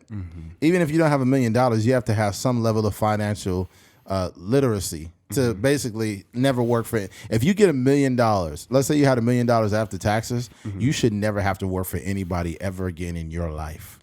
It's so easy to fuck off the $1 million. I say one of the first things you do is you have to be very selfish at the top of it. Not being a dick, but whatever debt you have, that needs to go first. And then after that, now you need to look into, hey, how could I invest lucratively in order for me to have some self-sufficient income coming in? You know, is it real estate? Is it me buying some land in a certain spot? Like what can I do now? You know, like I have an idea, like as far as being an owner op, that's something I just wouldn't want to be, because that's kind of like, I want to say slave work. That's not okay. But I just don't like the responsibility of trucking. It's not what I want to do long term. So I would buy some trucks, but that would be to have employees. Get me like 2 trucks, 2 good tankers, 2 good units, have an idea of what I'm hauling, get those trucks rolling, and then invest in real estate. So between the 2 trucks and between maybe a house or 2, those 2 things will, you know, be bringing me in. Oh man, we're talking easily just the trucks alone. That's probably what, 30 to 40 a month. You're making $40,000 a month. That's good money. Yeah, that is good money. That's really good. How much money would you need to start like if you just got 1 truck, like just 1 truck running? Varies. It varies. 2 employees maybe. It varies. I think it depends on what type of unit you're trying to get. If you want to get a Peterbilt, a pretty good one, like a really good one, I say that probably might cost you around 78 to probably 78,000. No, not 78. That's too cheap. But probably around 100. So we'll say 102, probably 102,000, right, for the unit, for the truck. And then the trailer, a really good trailer, you probably get one for about 65,000 for if you're doing hazmat. 65 to like $70,000. You want a really fucking good tanker. So you do that, you put those together there, you're good. Yeah, that's what I would do. Give me a freaking Peterbilt. Those are really good trucks. Just running it up, huh? Yeah, and you got to make money too, because the thing about it is the insurance. You have to pay insurance on the trailer and the truck. The truck insurance probably $1,200 to $1,300 a month just on the truck. That's not including the trailer. So that's the thing, man. Like if your fucking job start drying up, you're still gonna be paying those bills. So yeah, no thanks, Tom Hanks. Yeah, I'd rather have enough money to pay those units off off the top. I don't want any payments. Payments to me equal bondage. You're bonding me to this payment over and over again because I can't stop working because I have to make this payment. Yeah. But if I have the financial leverage to say, hey, I'm paying this unit off, I'm paying that off right there, all I got to worry about is insurance. Now my stress is all the way down. Yeah. You know, worst come to worst, I could just sell both of these units and just get my money back. Yeah. What I was thinking about here in the office, like getting a vending machine. I talked to the manager. No shit. Yeah, she said she was gonna talk to the owner. So hopefully, where are you gonna put it? Downstairs? Yeah, like right when you walk in. Yeah. Let me know the details on that. Yeah. I want to get in on that one. Yeah. I'll let you know. Because it's like too good of a place. Yeah. Right by that door. Yeah. I wasn't thirsty, but now I am. Oh man, yeah. And I mean, it's a restaurant down there, but that thing closes, 3:00, something like that, 2:00 sometimes. So, if you just want, like, if you here later than that, any other time, you go down there and get a drink or a snack. I wonder how much a good unit might cost. What, about $3,500 probably? No, you could probably get. They be having them like in Lamont and like Wasco. Are you talking about drinks, right? Yeah, either one. Like there's some drinks or the one that has like the Little Debbie snacks and chips and stuff. Nigga, we ain't gotta have no real drinks. All we got to do is just it could say Pepsi, but we could just put Shasta. Nigga, Mr. Pibb, Dr. Fizz. Yeah. We ain't got to have the real sodas, man. Yeah, that's real. Yeah, man. That's the type of rich I would love to be. Is to have like a little soda vending machine empire all over Bakersfield, and nobody knows how I make my money, and I'm not telling them. Yeah, you know what I'm saying. But imagine if you start popping up, you pick, you got one downstairs in the office, and then you got you got like 4 of them on a college campus, then you got a few over on a high school campus. Yeah, and your only job is every day getting that money out. Every day. You just clocking money. This machine, this one got $250. This machine got $500. This machine got $200. And this is every day? Nigga, that's a lot of money. Yeah, man.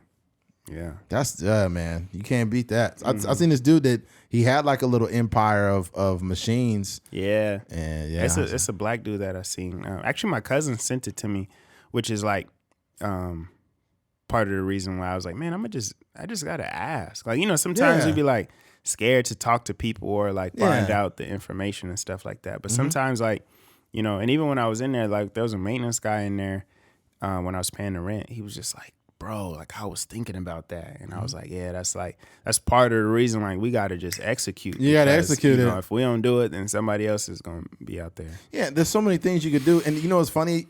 Every day, Keith, and this is you and me included, you know how much money we walk by every day? Oh, man. I'm talking about we walk by it because we don't have the knowledge. And then because we don't have the knowledge, we kind of formulate this idea in our minds like, oh, I can't do that. Yeah. Nigga, what do you mean you can't? You don't even know what you're doing. Yes, you can do it, man. Like, what are you talking about? Yeah, yeah. And the crazy thing, too, is there's so many different ways. Like, imagine a business that's closing. Let's say a Blockbuster's closing down, and well, they're already closed, but let's say they're closing down. They got 2 vending machines inside, and you'd be like, "Hey, what are you guys doing with those vending machines?" They'd be like, "Oh, we'll probably just take them over here or whatever."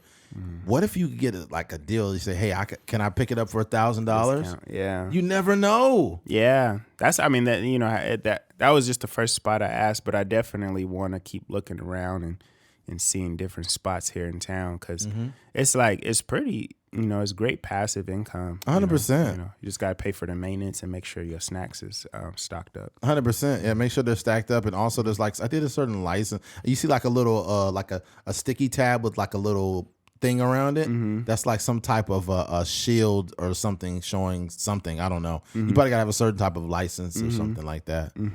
But yeah, there's certain parts that if it blows out, this one dude was doing maintenance on it.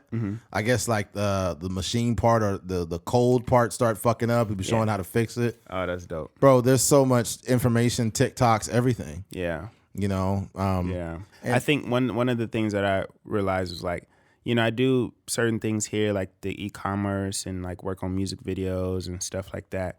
As a PA and different things, but I haven't found in years like just a consistent, like whether I sleep or wake up or money I'm here or there, whatever, like it's just like something consistent, and that's something that I've really been striving I need for. that bad myself. Yeah, because here's the thing that people don't realize: if you're a working person, and let's say you've got a little bit of money on you, maybe you got $4,500, you got $8,500, whatever you got, right? And you go to work and you keep your mouth shut because you don't want to have no beef with your boss, and it's just things going on. You don't like it very well. I think that you would be under a lot less stress at work if you woke up and you got $2,500 popped up in your account for no reason, just because you got vending machines or you got a bakery. It's all kind of ways you make money. Like if let's say you don't work at a donut shop, but you sell a certain amount of dough and cake to this place and they pay you based off. There's just so many ways to make money. This dude told me he was making a ton of money selling tortillas. He said literally his wife had a press and it was a restaurant buying tortillas directly from him and his wife, and he was taking literal van loads full of tortillas to this restaurant. Making a killing. Making a killing. And I'm like, nigga, what the fuck? He said it was so many tortillas in the van that the van was weighing down. Yeah. It's out there, man. There's so much money out there every day being made. You ever seen, there was a dude that used to deal in scrap. He was a scrapper. and he came to Sears. This is a long time ago. And we helped him get some scrap off of the dock, and we put it in his truck. And this girl that worked there, she was kind of strong looking. Her name was Courtney. He's like, all right, man, you have a good one. And he said, wait a minute, I want to give you guys some money, man. Thank you so much. And Courtney was like, no, I can't take it. And you're good. I was like, shit, I can. Yeah. But he gave me $50. But when he gave me $50, he had to sift through a bunch of hundreds, 20s, and 10s, and it was swollen. Stack. You know what? That reminds me of. I also was looking at doing like a recycling thing. Wow. Because the way I think about it, they just have a C train, right? Yes. And maybe like a truck that they put all those bags in. Yes. But I was like, dog, if they giving us like, I don't know, like if you take like 2-3 pounds in there, you may get like $8 or something super cheap. If they giving us that type of money, they probably making a killing. And I don't know, like I don't know the numbers or the ins and outs of it, but I just know you know what you get paid versus what the owner of your company gets paid. There's a great disparity there. Yeah, so I could only imagine if I'm getting $8 for X amount of bottles and stuff, they getting paid like X times 3 or 4. Man, yeah. And this is per customer. This is why I like the concept of like the 99-cent store. Let's say you got 25 items for $1 a piece, right? And in that 45-second to 2-minute interaction, the store has made more money than you in 2 minutes than you make in almost a whole day, or within a few transactions, they're making more in those minutes than you make in a whole day's work. That's the disparity. You know, that's fucking nuts, man. Yeah, man. We went on a full-fledged tangent. Yeah, go get your money, man. Yeah, get your money, dude. Around out here. Yeah, stop fooling around. Stop jacking off. No, I advocate for jerking. Get your jerk on. Jerk advocate. Get your jerk on. Get your jerk on. Hey, you know, I've been seeing around town like a couple times, and I've seen those Full Send podcast logos on cars. Like, really? Yeah, like those what are they called? Like not embroideries, but like the emblems on the back of trucks and stuff. Yeah, that's a Full Send podcast. Yeah. I don't know why people are putting it on there. I don't know why. They probably just got it from maybe some merch, stickers. Yeah. That podcast is those guys are. They're kind of weird. It's one of those bro. It's one of those bro podcasts. It's just a bro podcast. Like, dude, like what's crazy is like when I first came out to LA and like I was fucking just drinking every day, man, getting coke and shit, and like it was crazy, man. He's like, I know, right? It's really crazy. I'm like, how the fuck do you have this many viewers? You know what? I don't. God bless you, but goddamn, I don't like people are not authentic with transitions a lot of times. Yeah. I know a lot of people that have like, especially in the film, music video industry, it's a lot of people that move from out of state to LA and then they just take off. You know, they start directing videos and producing videos and making thousands and thousands of dollars, millions of dollars. And a lot of times they don't show, or they don't talk about the details of their move. No. So, and a lot of times for a person on the come up, when you hear these stories or when you listen to these stories, you are thinking that you can follow a certain pattern, but you're not getting all the details. Right. So a lot of times the most important part of like people's journey to LA and all these other places, and when they get super successful, is that they like I know a guy. He was like, yo, I'm from Virginia. I'm from Virginia, and I moved here, and I had some money saved up, and I also got a loan to buy this camera. And then when I got here, you know, I started working pretty much immediately. I got on this, I got on the show, and I did this live show and all these things. And then next thing you know, I'm doing like working on these huge music videos with like Soulja Boy and all these different things. Yeah. But a lot of times people would just be like, yeah, bro, I just moved here. And then, we just started working. And then, next thing you know. I hate that. It's like, dog, you didn't talk about the part where What's you the had process, good credit. motherfucker? Yeah, you had good credit. Your parents helped you out. Right. You saved up a bunch of money and then you moved here. And Normally what it is, they don't talk about their parents helping them out. Most people be like, I was self-made. I worked my ass off. And that's where I got. It's like, oh, so you're not going to talk about that $250,000 loan that your grandpa gave you, buddy? Yeah. And I'm not trying to dilute what you have done, but at the same time, you left out that important detail, motherfucker. Mm-hmm.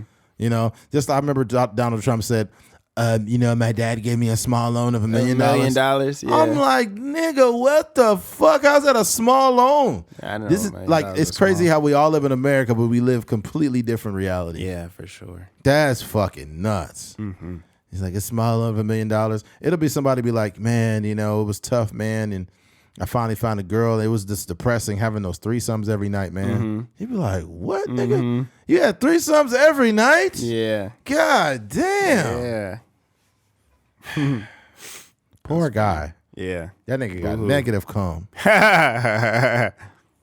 All right, we'll wrap it up with this one. All right, for sure. Johnathon Majors and Michael B. Jordan. Recently, yeah, I'm very interested to talk about this. Yeah, recently Michael B. Jordan and Johnathon Majors had a video. They were not video, a little photo shoot, and they were face to face, and he had his arm around Michael B. Jordan, and it was more or less taken from an artistic approach. Mm-hmm. But you have people making it like an implication that they were, or implying, excuse me, that they were doing some like homoerotic type stuff. Mm-hmm. And I couldn't disagree more. I think it's fucked up, and I think that this very fake masculinity that we got going around ain't real. Mm-hmm. I'm not saying it's masculine to put your face on another man's face, but I'm not saying it's not. I think that showing love to the common man is a very masculine and awesome thing to do. Like, can we talk about how it's men killing themselves every other day?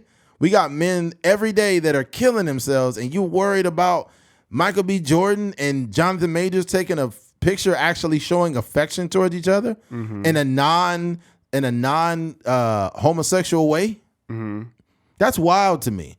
It's wild to me how many men walk throughout this world with this very fake shit. Let me explain something for you, because I don't want to go all over the place. But what's weird is how men will, let's say a woman cheats on them or they break up, they'll be like, nigga, it is what it is. Next bitch, I don't care. Mm-hmm. I mean, it is what it is. I ain't gonna lose no sleep over a hoe. Mm-hmm. Let me be very clear when I tell y'all this. Any man that does this is lying his fucking ass off. Mm-hmm. Either he didn't love her or he's putting up a fake for his friends. Yeah. Because I done had girls hurt my feeling, and nigga, I was crying. It hurt me. I'm a human being, and I cried. Mm-hmm. Okay? I'm on a podcast telling you that I was hurt, I was depressed, and I cried because it hurt when she hurt my feelings. Okay? Yeah. So if I'm man enough to say that out loud, think about how many men would call me gay. Oh, this nigga's soft, man. You crying? Why you crying? Mm-hmm. Bro, we're all going to die someday. Stop being fake, motherfucker. You know you got feelings. Can you stop playing? Mm-hmm. When you going to stop playing, homie? Because I'm going to tell you something.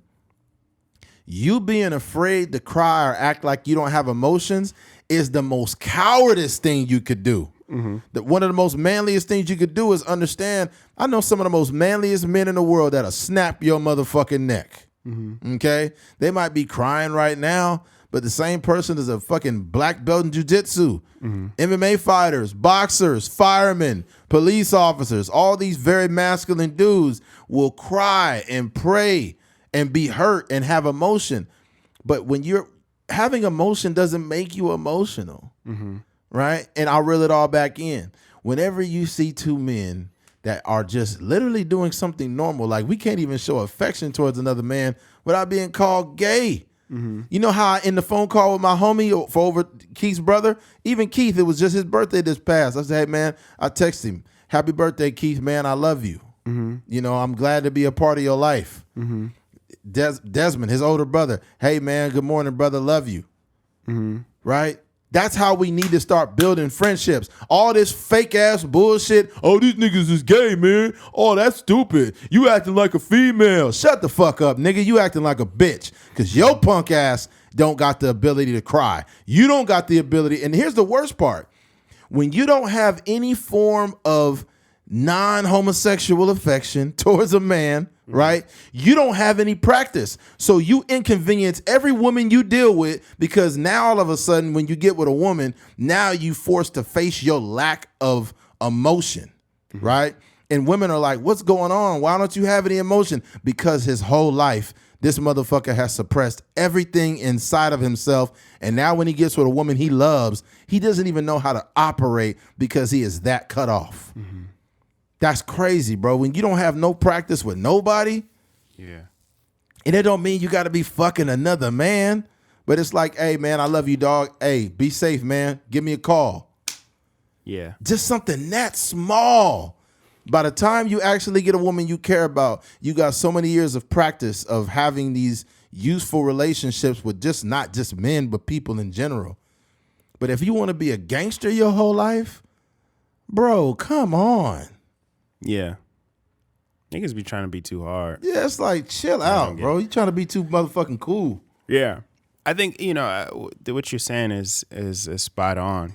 I know for me, like, the thing that I don't understand, like, people, like, regular average niggas be trying to have, like, high art conversation. Right, shut up. Like, people's making fun of Jay-Z for buying art. Like, nigga, this is a investment. Like, right, what are you talking about? Picasso's and freaking Basquiat paintings in his house, and y'all making fun of him for buying art and talking about art in his music. Why y'all ain't got hair on y'all legs? Like, it's weird stuff. The fuck is wrong with y'all? I just think that, some conversations is above certain people's pay grade. Exactly. And when it comes to, some of these photographs and, fashion shows and stuff like that, there's certain things that they do that are just like high art. When people are walking down the aisles or walking down the runways, and they may have like a shirt off, but they're wearing like a cape, and then they're wearing like these platform, these boots that have like 2-inch soles, and like that's just like art stuff. It's not like you're not wearing that like to go to the club per se, but it's just like something that they throwing on for like the fashion show. So a lot of times with these magazines, like they're doing like these interesting, like eclectic poses. There you go. And they're just not meant to be on Instagram. It's not like you taking a selfie in that way, but it's just the way that they're like expressing their artistic. That's the word. Yeah. Eclectic. Like, the Steve Lacy's of the world. Yeah. The Prince of the world. People like that who have these eclectic type behaviors, and you and because that conversation or that the diction is above your I guess your aptitude or whatever, you don't know what it means. Yeah. So you're like, that nigga gay. Yeah. Like, and if you've seen the movie, you understand that like the role that they're playing, Jonathan Majors is like in the movie Adonis Creed, he's like his older brother, like somebody that they grew up with and they confided in, growing up in foster homes and stuff like that. So I think that, I don't know. I just think like sometimes these conversations get exhausting because it's like it's ignorant people having conversations about things that they know nothing about. And I think that was another picture or like some pictures that came out with Jonathan Majors where people were like saying he's like they're trying to make him look feminine, where he's like he has this like it's like these feathers, like this pink feather I don't know, it's like a coat, or I don't know what you would call like a cape almost that he has on. And he has like these boots that are like pants or something like that. And people were saying there was the same conversation. They're trying to emasculate our men and stuff like that. I'm just like, dog, this is art. Like trying to emasculate the black man. Exact. When you see Jonathan Majors in any of the interviews, like this nigga got a beanie on and like a sweatshirt and some jeans. Like, he's not like it. I just don't understand when. Even like Childish Gambino, there was some stuff where he had like wings on and a diaper, and like it's just like some this kind of like you said, eclectic. I wouldn't even call it strange, but just eclectic stuff. But like he's not walking around like that. Like when you see him out and about, like he got jeans on and or like a t-shirt on or whatever. So I don't know. I just think that people they just have this. They always like they're just so protective of like the black man and our masculinity and stuff like that. At the end of the day, like as whether the black man is viewed as like feminine or masculine, it doesn't move the needle in any sort of way. No. Whether the black man is masculine or feminine is not putting no money in me and Eddie's pocket. No. It's not raising our net worth. All it is just a conversation that people are having on Twitter.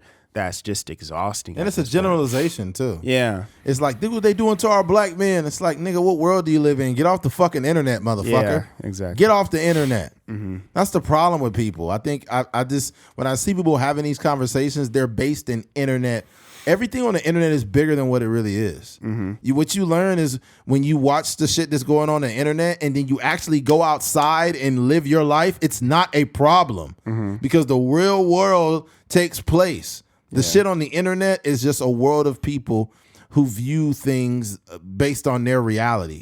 No, based on their perception of reality. A lot of times, you ever heard somebody say, I don't care what nobody say, all women cheat and they want your money, or all men cheat and all they do is this. And I'm thinking, like, if that's your reality, that's because like who you are as a person is attracting these things. That's the truth. You're attracting these things based off of your energy and who you are. And you're projecting that out into the world. That's not the reality. That's your reality. It's not mine. Right? So when you say two men in a photo just hugging each other is gay, where did that come from? Did it come from you? Like, it didn't come from anywhere. It's kind of a group think. All this is group think. Like, and sometimes people, they just look at what everybody's saying. Oh man, this ain't right. This something ain't right about this. This ain't right. Just like when we had that post about Rich Boy. A lot of that wasn't even independent thought, because a lot of those people, if they actually listened to a Trucker's Mind podcast, they would understand that was a satirical undertone. That wasn't us like, oh man, fuck Rich Boy, I hope he died. Like, no, we never said anything like that. But due to the fact that no one could think for themselves, you seen comment after comment of everybody saying the same thing. It's our own people that hold us back. Look at this. This is our own people. Yeah. You know the sad part about that? If we was like, man, if we literally took a moment and be like, yo, Eddie, let's just stop right here. Let me just pray for Rich Boy right now. Like, dear Heavenly Father, please let Rich Boy get back healthy, blah, blah, blah, blah. That wouldn't have went viral at all. No, not at all. Things would have just passed by that. No, they would just pass by it. Yeah. But this proves that the perception of negativity or the perception of something that is not liked or against the norm is what gets energy. What gets energy, excuse me. Like, it's really fucked up. It's really strange, and we see it a little too much. Yeah, I would just encourage any man, whether black, white, whatever you are, just take a moment to understand. Sometimes when you see some things, you can't comprehend them because it wasn't meant for you to comprehend. Just stick to your basic life. That's the best thing to do. Yeah, just stick to your basic life. Yeah, man. Even like 50 Cent had I don't know, 50 Cent, I'm a fan of his, and especially everything he's doing with all the network TV and stuff like that. Definitely something to look up to as a filmmaker myself. But one of the things he was saying about Jay-Z was like, he said something about his hair. He was like, isn't it right? Like, Jay-Z's like, he stole the hairstyle from a gay art. Painter. Yeah, gay painter. And it's just like, what? Like, it kind of goes back to this narrative that, that we're talking about now. It's like, what does his sexuality have to do with his hair? Like, it's people, and it's just a way to try to bring Jay-Z down a notch. And I think it was really corny for 50 Cent to do that. Yeah, Basquiat obviously was gay and he was a painter, and for him, he's looking at it from a literal sense, but he was trying to be subliminally disrespectful. That's all he was trying to do, because Basquiat had many different hairstyles over the years.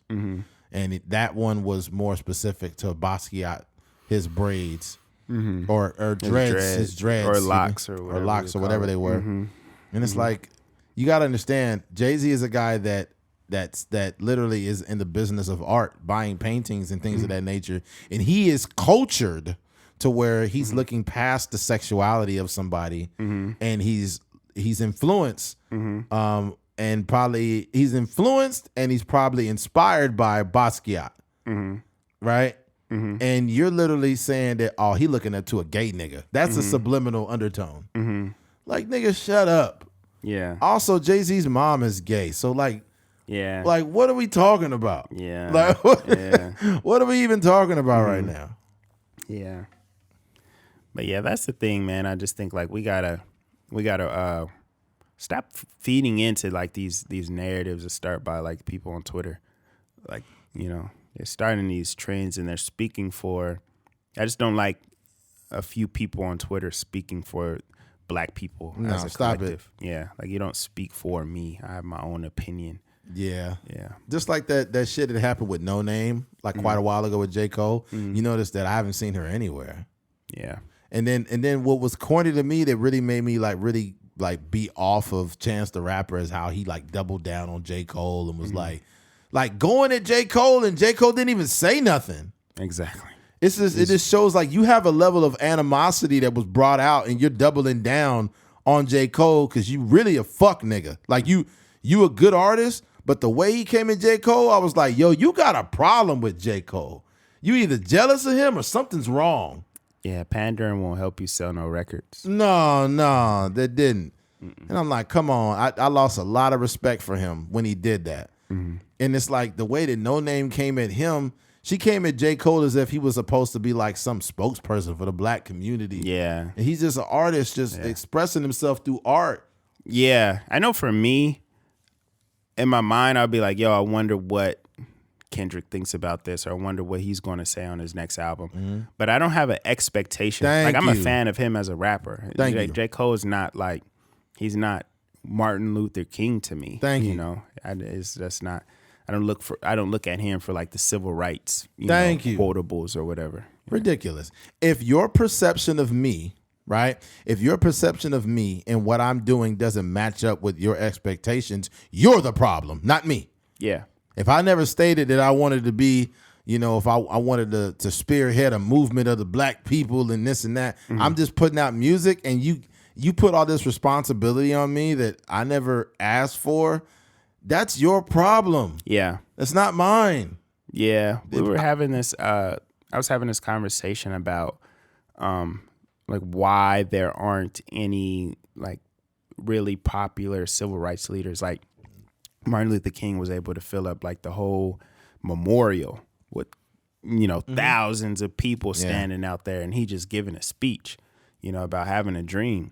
And I don't want to make this like a funny take, mm-hmm. but it's just like, we don't have that no more. And the reason we don't have that no more is because people like No Name that have like these Twitter fingers, mm-hmm. That there's because I was thinking about it. I was like, well, the reason Martin Luther King, the reason he was so successful is because it started out in the church. You know what I mean? It probably started out with a conversation with his wife or something like that, where he like, yo, babe, like, it's a lot going on in the country. I just have this, like, this burning desire to just, change our country. And then, he may go to church and preach on Sunday, and he's preaching to the congregation. He's like, yo, like, what they're doing to us, we need to stand up for ourselves. We need to change these laws. We need to go march.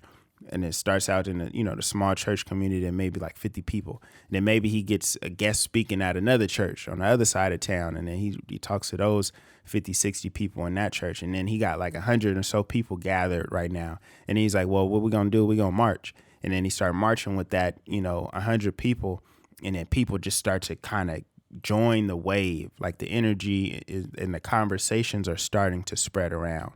The thing with the modern activists is they're only on social media. There's no like interaction. There's no communication. It's just like tweeting out stuff, like the Sean Kings of the world. They're just tweeting out information and making these blog posts and stuff like that. And they're not actually talking to people or touching people. And that's the reason like it looks so different now than it did back in the 60s when, you had like actual civil rights leaders that was on the grounds and really doing real work. So, yeah, that's my take on it. Yeah, I just looked up No Name's Instagram right now. Mm-hmm. Yeah, I'm not sure what she does. I think she writes books or something like that. She's an artist. I think she's a rapper, but I think she's like an activist as well. Yeah, well, this is what I don't like, and I'll say this. What I don't like is, and I'll make this as a statement as a black man, I don't like somebody determining my blackness. That's fucking annoying. Mm-hmm. Did you write a book to tell other black people how they should be? Mm-hmm. Are you an author of what guidelines it is to be black? Shut the fuck up. I get tired of that. Mm-hmm. Get tired of it. Like, even, and it's some people that I respect that do it. Like, I heard Killer Mike said something like, he was saying something about somebody, and he's like, I said this. He said something. He's like, well, I married a black woman. A lot of my critics did not. Yeah. And I'm like, okay. Mm-hmm. Does that make a person have less of an opinion because they don't have a black wife? Yeah. Like, I don't understand who created the blackness. It's just a bunch of people out in the world that have these super grand opinions of things, and they determine, because black people are not monolithic. That's the thing. So if you want to push the narrative that, we could be all these things, then nigga, don't put me in a box. Like, that's crazy. And these people be having the loudest voices and just putting out shit that's just like, come on, bro, that's ridiculous. No, it's facts. Yeah. But nah, man, I don't got much left here, man. I think we could go ahead and wrap this thing up. Yeah. And before we go, I just I had a surprise birthday party on yesterday, actually. Yeah, it was pretty cool. So shout out to my mom and my sister and my girl. Like, they really, they definitely surprised me. I had no idea. And Eddie was there. Shout out to Eddie for showing up, and a 100%. Bunch of my friends. And it was something that I literally, my mom was saying it, but I literally never had like a birthday party. Like, even as a kid, we always had like, gatherings where, they may celebrate, have some cake and just jumble all of us together. But like, I've never had my own birthday party. And that was something that I was like, man, and part of me, like, that was a big deal for me because I tend to like shy away from the limelight. You know what I mean? So I never like had not that I didn't really have the desire, but I would tell myself that as a way of like, shying away from the attention.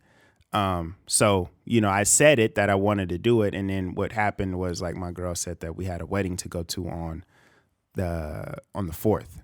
And then I was like, well, I guess I can't throw because I was planning it myself. And then I was like, well, I guess I can't, throw the party on that day, which was kind of annoying. But I was like, well, I'll just push it to the next weekend and we'll figure it out.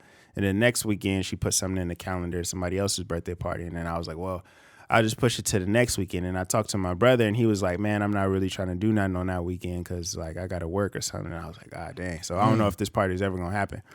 And then, like, we got, like, clothes, or we rented, like, a tuxedo and stuff like that. And then basically, the whole day, like, even the night before, my sister came over, and she, like, made these, like, Jell-O shots, and she was making them at our house. And then I had to like help her with the music. And she was like, yeah, my friend's birthday is tomorrow night. So like, I'm making Jell-O shots for that. And then, I'm putting together like a playlist for it. So I had to help her, put together the playlist, and I had to like sign in on my title and all this other stuff. But essentially I realized that I was actually helping her make the music for my own party.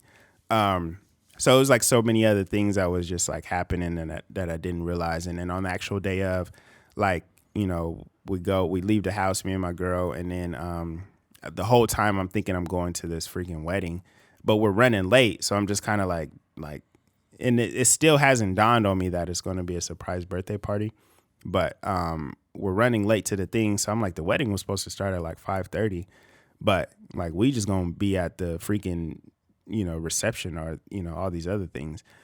So we hop in an Uber, we get there, and then like, I pull up, and it started to get kind of weird because I was like, well, we going to the address on the Uber driver thing says we're going to a house. Yeah. And I'm like, well, it's been weddings at houses, so 100%. That still wasn't like weird to me. You thought it was like a chapel type situation? Yeah. Especially it's in the Southwest. I'm not super familiar with all those things out there. So we get out there, we get in there, and then I see the first person I see is my younger brother. And it was just interesting to me because I was like, oh, dang, like, what are you doing? Like, the people that are getting married too? But that wasn't weird to me because I've seen my brother, especially not as much anymore because I don't go out, but I would see him at places where I'd be like, oh, like, what the heck? How you get here? Or, I didn't know you knew this person. Yeah. Like, we just be at the same spots with mutual people. So you were oblivious to it. Yeah, the whole time. I wonder how you felt when you seen people. Yeah.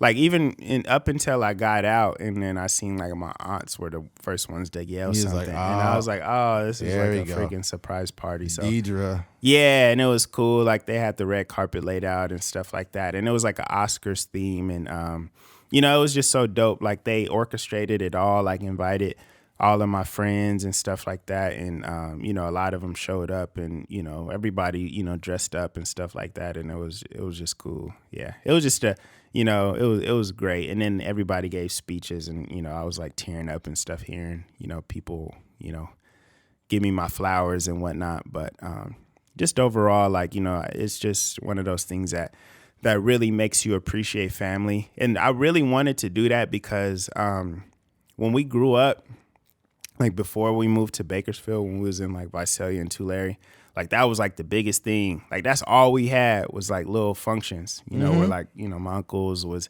dancing and like we had the old VHS videotapes and stuff like that. And I just want something to feel like that nostalgic feeling. Yeah, man. It was a good time just being around love. Let me say this too, though, just outside of that. It was, I would have not missed that for the world, man. I appreciate it, man. Yeah. You know, when it came to this though, too, the fact that here we are over 20 years later and, you know, Desmond's family has like adopted me as one of their own. And I don't even feel like, I just feel like family. I don't feel like a friend of the family, you know? And I made a statement and I said, you know, it's me and my sister, but, you know, and I never had a little brother, but if I did, I want him to be just like Keith. Right. And then somebody's like, that is your brother. Like my mom or something like that. No, somebody else said, I think somebody else said that. Yeah. That's and dope. Keith is like a little brother to me, you know? So I appreciate him. And just outside of the podcast, we've had a relationship way before the podcast even started. Yeah. You know? And that's the beautiful thing about it. Like, you know, when you you know, all those like, oh, I'm theirs, you know what I mean? Like, and I don't know what the conversations were like, because my girl and my sister were the people like reaching out to people via social media and stuff like that. And, you know, my boy Blue came out and, you know, he gave his spiel and it was just like, I haven't chopped it up with him in a long time. But one of the things that he was saying was like, man, like, and when I sat down and talked to him, I was like, dog, we've been through so much. Like the first time I drove from Bakersfield to New Mexico State, we went together because he was going to Arkansas State and, you know, he was getting his master's out there. And like when he graduated college at Northridge, like I didn't even have a car then, but I asked like one of our mutual friends, like, yo, like I'll pay for the gas. Like we just got to get there. And just like stuff like that where we just kind of like experience life. And, you know, it's just great to see like, you know, all of us maturing, turning, you know, 31 this year and just being like still alive and still, you know, vibrant and stuff like that. So, that's you know, trip. Yeah. I'll be 38 in freaking, 4 days? On Wednesday. Yeah. Crazy, man. Yeah. Crazy. So, but yeah, shout out to all the listeners. Shout out to everybody that came to the function. Yeah, we're going to do it bigger and better next year. Oh, yeah. 100%, man. We appreciate you. If you made it to the end of the podcast, we appreciate you. Thank you for listening to a Trucker Blind podcast. I'm Eddie McGee. It's your boy, K Fings. And we're out of here. Hey, don't forget to go over to our YouTube and subscribe. Hit that subscribe button. Hit that Cash App. Hit the Cash App. It's down there. If you feel we've earned a donation, head on over there and give us a donation. And don't forget to go to atruckersmind.com. Yeah, get that merch. Get that merch from there, man. Yeah. And we'll end it on that note. Thank you. Bye.